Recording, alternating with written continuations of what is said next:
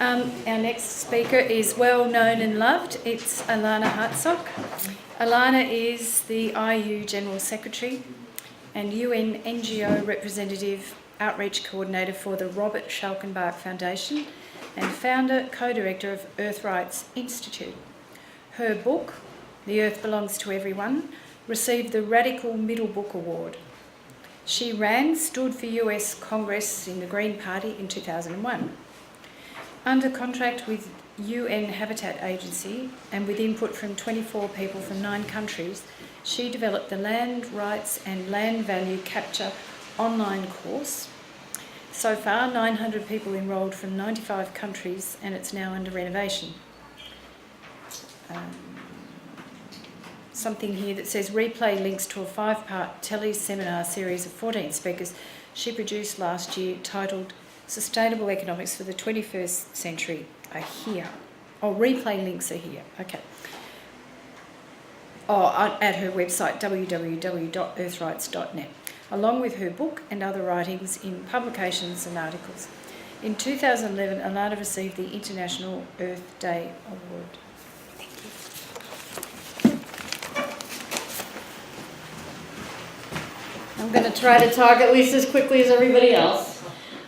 This is from a 2-book series of an anthology on the Alaska Permanent Fund published by Palgrave Macmillan, an academic publisher in the U.S. that Gary Flemenoff and I both contributed articles. This is from that article. So it was on Room for Improvement, assessing the strengths and shortcomings of the Alaska model in advance of making suggestions for how we can replicate it elsewhere. There are several positive aspects of the fund that should be retained when establishing new funds. The legality is firmly embedded in what Wally Hickel, the 2nd and 8th governor, served twice of Alaska, termed an owner-state approach to governance. As stated in the Alaska Constitution, all the natural resources of Alaska belong to the state to be used, developed, and conserved for the maximum benefit of the people. Participatory democracy. After a period of public debate and input, in 1976, voters approved a constitutional amendment proposed by the governor, modified by the legislature, which stated that at least 25% of all mineral lease rentals, royalties, and royalty sale proceeds, federal mineral reserves, sharing payments, and bonuses received by the state shall be placed in a permanent fund, the principal of which shall be used only for those income-producing investments specifically designated by law as eligible for permanent fund investment. So it's very highly transparent, both the administration and the investment details of the fund. It's easily navigable website. I encourage you to write down apfc.org and go to that website sometime. It's up to date, educates the citizenry about the fund, permits questions to be asked, which staff responds to individually in my experience. A simple requirement to receive the dividend payments, citizen dividends, is determined by the simple requirement of 1 year of residency in the state of Alaska. And that goes for everybody, just 1 year of residency. And support of the fund as the dividends provide a significant amount of additional income for individuals and families. The other 75% of Alaska's Resource Royalties Fund, a large portion of the state's budgetary requirements. Alaska has no need for personal income tax, further enhancing the financial capacities of the citizenry. Now they're still paying their federal income taxes. We're just talking state. Alaska has an enabling postal banking information technology infrastructure. Not all countries in the world have that.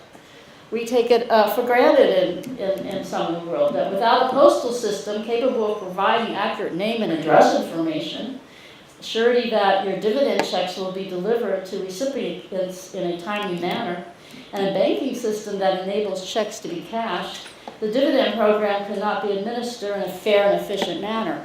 Now, somewhat there's some banking coming through the mobile telephone systems that's starting to happen around the world. So that's kind of coming into play now without the need for that kind of banking infrastructure. All of the above features should be replicated when establishing new resource rent-based dividend funds. The only exception is that the decision to allocate at least 25% of resource royalties and rents is specific to the APF. They constituted that, but I think that people should have regular opportunities to revise that percentage. So here's the room for improvement part. Let's broaden citizen input. As I just said, the decisions regarding the exact percentage of how much revenue should be replaced in a permanent investment fund versus how much should be used to finance state budgetary needs should be made on a case-by-case basis with via broad citizen input. Additionally, rather than fixing the percentage thereafter, this decision could be reviewed periodically. Use a people's budget process. Citizen input in determining those government budgetary needs as well. We now have working examples of this in the growing people's budget movements in Brazil and elsewhere, whereby citizens vote for line items of up to 50% or more of their city's budget. Get the devil out of the details. A best practice model for future funds would be to monitor and inform regarding the exact mechanisms and formulas used for determining the amount of resource rent being collected. This methodology should also be reviewed and revised on a periodic basis. Build out holistic models. Since the establishment of the APF more than 30 years ago, there have been conceptual breakthroughs regarding how this type of fund fits in with what could be called a holistic, integrated green tax shift paradigm of public finance. Examples include Models of the Northwest, Environment Watch, now Sightline Institute, and more recently, Gary Fomenhoff, who's here with us, the Vermont Green Tax and Common Assets Project. Include commons rent domains in the model. Those leading movements to establish future resource rent funds should familiarize themselves with these holistic integrated approaches in order to bring to the fore the new economics paradigm for public finance policy. Once the blueprint is in place conceptually, the details for implementation can be fleshed out step by step and stage by stage as the political process allows. Include the surface land rent. Alaska's constitutional mandate that all natural resources of Alaska belong to the state to be used, developed, and conserved for the maximum benefit of the people should be understood to include surface land. Land rent is likely to be a significant source of funds that could be shared by the people of Alaska, especially when the oil runs dry. The terms land value taxation, land value capture, and socializing land rent all reference the public charge of a fee for use of surface land in lieu of taxes on homes, buildings, wage income, and production of goods and services. Not only is the potential public revenue from surface land rent significant in its amount, the incentive effects are impressive. For example, when surface land rent is collected for social benefit, land is freed from socially harmful incentives for profiteering and land speculation, thus maintains affordability. Affordable land means more people can access land upon which to labor for homes, businesses, growing food, securing energy from solar, wind, and wood. When land costs are lowered, because the bubble of the inflation is no longer, the land speculation motive is gone. So when land costs are lowered and remain stable, more funding is freed for capitalization of local businesses, whether they be cooperatives, community corporations, or individual or family-owned businesses. More benefits of surface land rent capture. Lower land costs mean lower mortgage payments as well. Land rent's a substantial sum that can pay for education, health care, and other public infrastructure. Urban land sites are better utilized. Sprawl is curtailed because this public finance approach encourages infill development. So the Sightline Institute model for Pacific Northwest, put out by Alan Durning and Joran Baum, their excellent little book, Tax Shift. I'd encourage you to look it up. You can read it on their sightline.org website. So here was their model for the Pacific, Oregon, Washington, Idaho, and British Columbia. The left was the current form of the property tax research, and the right side shows the direction that they advocate to be headed. So they already had a fairly high, well, they had a very high amount, half of it on business income and sales. The checkered part on the right here is greatly reduced in the right. They kept the existing environmental taxes. They brought in more green taxes there on the right of the pie diagram, the futures model on the right. And you'll note that a quarter of the taxes was falling on property here on the left, and they shifted completely over to a land value only tax. So this is what I call a holistic integrated model, and this is then the one that's proposed, which I just described. Property tax shifted totally under land value, and then all these other green taxes and resource rents collected and captured, and a greatly reduced tax on the goods, the productive business and income and sales reduced. This is one of my favorite diagrams in the whole entire world that shows land rent. This compiled by our Australian colleagues in this chart formed by Brian Bavinall, based on the research of Terry Dwyer. So look at this. This is 100 years, 1911. This is up to 2007. I think there's one that's 2010 now. So basically you're seeing the blue-gray is earned income from labor and production, labor and capital. The pink is the taxes. Now look at the gray and the red. The gray is the rent. And the red is the little bit of the rent that's captured publicly already. So look at how it slides over a century. You see relatively low taxes and low rent, and a great deal, the majority of the return to labor and capital, productive labor and capital. Now what happens over time? This completely demonstrates the law of rent. That rent grows as development proceeds, rent grows as a proportion faster and more so of the economic pie becomes rent, then goes back to labor and production. So we see the reduction in the real economy down to 85 to 39%. We see the increases on taxes. We increase on tax, which mostly, again, they're falling on labor and production. These disincentivizing type of tax. And we see the rent growing to almost 1/3 of GDP. Well, this is a rough estimate we're having for a lot of countries. 1/4 to 1/3 of GDP looks like land rent that's majorly privatized. So you can see the problem there, how the real economy is being encapsulated by the speculative economy. So weaknesses and flaws more in the APF model. The lack of this holistic green tax shift paradigm accounts for weaknesses and flaws.